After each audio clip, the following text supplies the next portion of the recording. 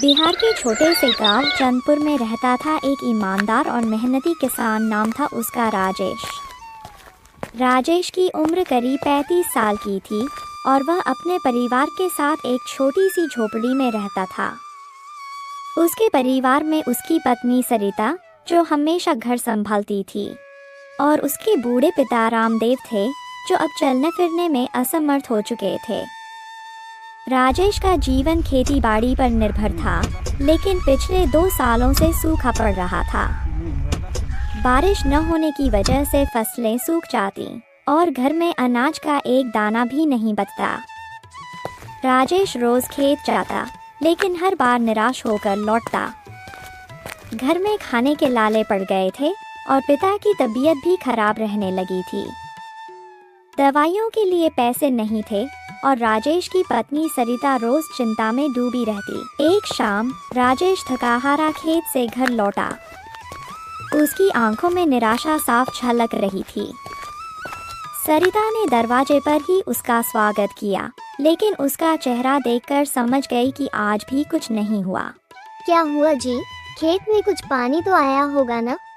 सरिता ने पूछा, लेकिन राजेश ने सिर्फ सिर हिलाया। नहीं सरिता, इस बार भी फसल बर्बाद हो गई। ऊपर वाला जाने क्या चाहता है हमसे। घर में अब तो रोटी का एक टुकड़ा भी नहीं बचा। पिताजी की दवाई कैसे लाऊं? राजेश ने उदास होकर कहा। रामदेव बिस्तर पर लेटे लेटे सब सुन रहे थे।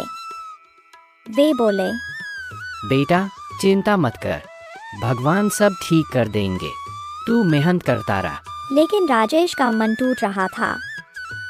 सरिता ने कहा, जी कुछ तो सोचिए, गांव में कोई काम धंधा मिल जाए तो शायद गुजारा हो जाए। राजेश ने सोचा, लेकिन रात भर नींद नहीं आई। अगली सुबह राजेश गांव की सड़क से गुजर रहा था। गांव के बाजार में एक छोटा सा ठेला लगा था, जहां एक आदमी, नाम था उसका विजय, समोसे और चाय बेच रहा था। ठेले पर ग्राहकों की भीड़ लगी हुई थी।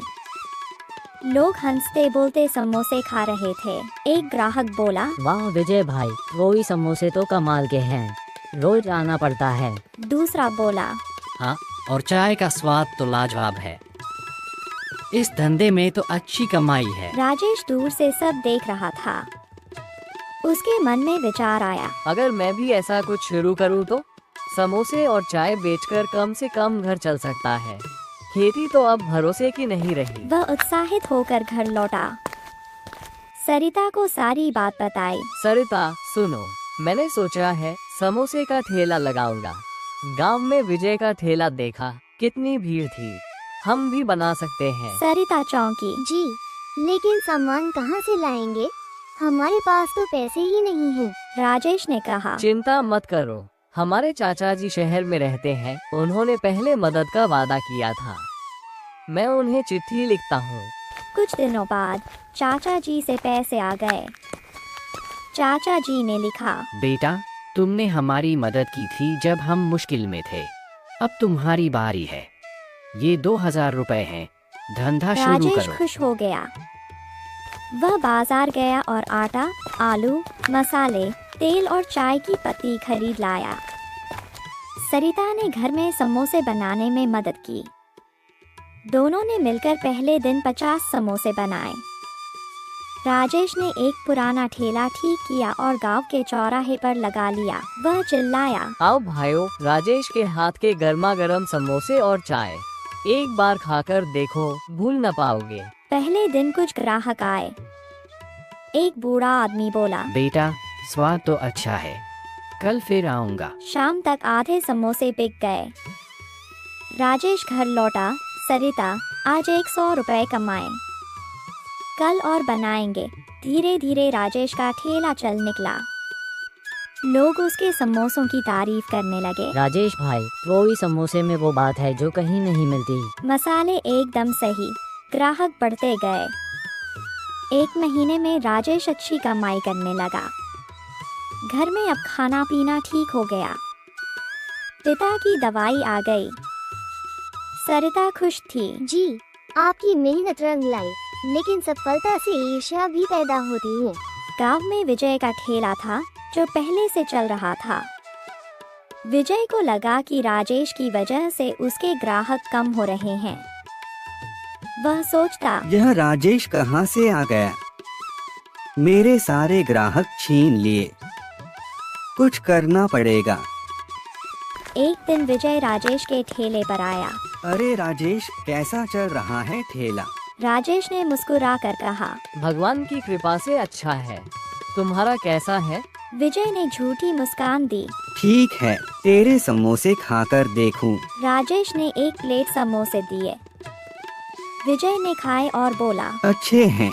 लेकिन जाते जाते उसने चुपके से राजेश के मसाले के डिब्बे में एक जहरीली दवा मिला दी जो लोगों को बीमार कर देती। वह दूर से देखने लगा। थोड़ी देर बाद 2 ग्राहक आए। राजेश भाई 2 प्लेट समोसे। राजेश ने दिए। ग्राहक खाने लगे, लेकिन अचानक उन्हें चक्कर आया और वे गिर पड़े। लोग इकट्ठा हो गए। अरे ये क्या हुआ? राजेश के समोसे खाए थे। इन्होंने गांव का मुखिया आया। राजेश, तू मिलावट करता है, लोगों की जान से खेल रहा है। राजेश सफाई देता रहा, नहीं मुखिया जी, मैंने कुछ नहीं किया। लेकिन कोई नहीं माना। ठेला बंद करवा दिया गया। राजेश रोते हुए घर आया। सरिता को सब बताया। अब क्या होगा? हमने किसका बिगाड़ा था? अगले दिन सरिता ठेला साफ कर रही थी, तभी उसे दवा की शीशी मिली। जी, ये देखो, शायद इसी से सब हुआ। राजेश ने दुकानदार से पूछा। ये दवा किसने खरीदी? दुकानदार बोला। विजय ने। राजेश समझ गया। वह मुखिया के पास गया। मुखिया ने कहा, सबूत लाओ। राजेश ने योजना बनाई। अगले दिन विजय के ठेले पर गया और चुपके से वही दवा मिला दी। विजय ने देख लिया। झगड़ा हुआ। लोग आए। विजय घबरा गया और कबूल लिया। हाँ, मैंने राजेश के ठेले में दवा मिलाई थी। उसके ग्राहक छीन रहे थे। मुखिया ने विजय को सजा दी, गांव से निकाल दिया। राजेश का ठेला फिर चला। लोग बोले, राजेश, माफ करो, तू सच्चा है।